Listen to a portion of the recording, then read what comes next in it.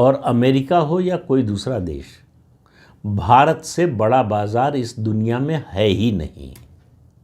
जिसको भी सामान अपना बेचना होगा उसको भारत आना ही पड़ेगा, और जो भारत आएगा उसको भारत से अच्छे संबंध बनाने ही पड़ेंगे, तभी आ पाएगा।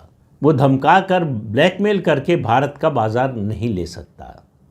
ये डोनाल्ड ट्रंप को शायद एहसास हो रहा हो, नहीं हुआ होगा तो हो जाएगा। अब वो भारत नहीं है जो अमेरिका पर पूरी तरह से निर्भर था। हमने तो अमेरिका की बात तब भी नहीं सुनी थी 1998 में, जब पोखरण में परमाणु परीक्षण किया था, तब भी नहीं सुनी थी, जब हम आर्थिक और सैन्य रूप से कमज़ोर थे और अमेरिका बहुत ज़्यादा ताकतवर था। तो आज तो भारत की स्थिति बदल चुकी है। भारत जितना ताकतवर आर्थिक रूप से हो चुका है, जिस इकॉनमी को डोनाल्ड ट्रंप डेड इकॉनमी कह रहे हैं, दो लोग कह रहे हैं सिर्फ दुनिया में, डोनाल्ड ट्रंप और राहुल गांधी, वो इकॉनमी 7.8% ग्रोथ रेट आई है इस तिमाही की। दुनिया की सबसे तेजी से बढ़ती हुई अर्थव्यवस्था है। हमारा टैक्स कलेक्शन, चाहे वो जीएसटी का हो चाहे डायरेक्ट टैक्स का हो, लगातार बढ़ रहा है। भारत के पास जो विदेशी मुद्रा का भंडार है वो लगातार बढ़ रहा है। तो भारत में दुनिया का विश्वास बढ़ रहा है।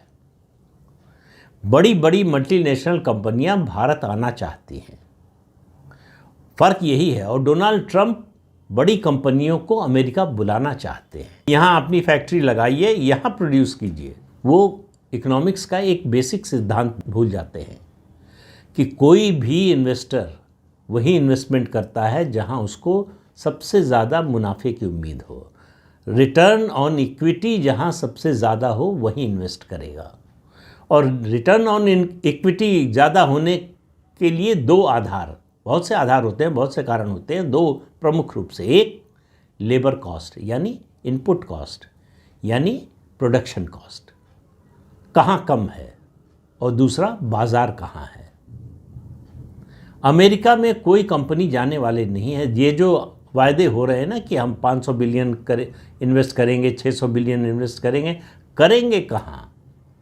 जो फैक्ट्री लगाने जाएगा उसको चीन और भारत की दर पर लेबर कहाँ मिलेगा, और वो बाज़ार कहाँ मिलेगा? अमेरिका में कितना कंज्यूम होगा? ये ऐसे सवाल हैं जिनका जवाब डोनाल्ड ट्रंप की बातों से नहीं मिलता है। इससे उनको लगता है कि वो सचमुच लगता है कि वो डिल्यूजनल हो गए हैं, मतिभ्रम का शिकार हो गए हैं।